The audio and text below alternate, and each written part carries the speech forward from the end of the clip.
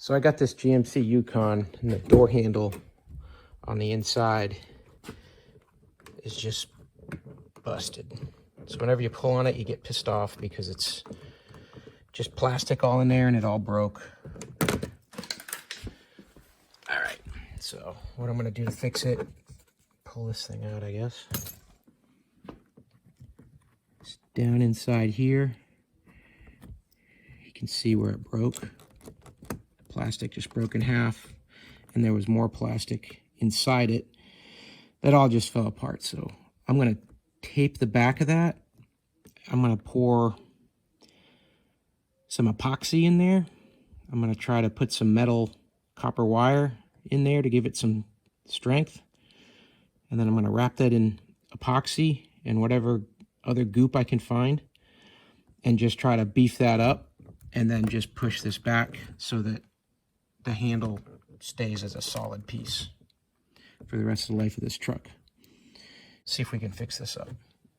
So I just got some tape. I'm just going to put it on the back side here to hold the epoxy from spilling through the crack. So here's a piece of copper electrical wire that I just bent up to act like, you know, like rebar with concrete, just to give that epoxy a little bit more lateral strength. Because I'm afraid as soon as you pull on this, epoxy is going to crack, and then I'm just going to have a big mess. So I don't know if this will help, but I'm going to try that. And the other thing I'm going to jam in there is just a small piece of aluminum pipe. I'm just going to set it in there. I'm going to put a layer of epoxy, and then I'm going to wedge this rod in there, push it down in tight, and then put more epoxy around it. All right, so I found a little longer piece of metal here that I'm going to jam in there. So I'm going to substitute that for the other one that I had. It wasn't quite as long. This should cover from right about here to just about here when I pull it across. And then the other thing I'm going to do different is I'm going to use this liquid nails adhesive, construction adhesive. I'm just thinking that I wouldn't be able to squirt the epoxy down into the nooks there and the crannies inside that handle as well as I could with this caulking gun. So I'm going to go with that instead, because I just think I need to get a bunch in there, and this will make it a lot easier to squirt it in. Then when I've got all that goop in there, I'm going to tape it up with this tape just to try to hold the form of it, and then hopefully it cures in the shape of a handle. Let's see how it goes. So I got the first batch of goop down in there, and I'm going to set this metal rod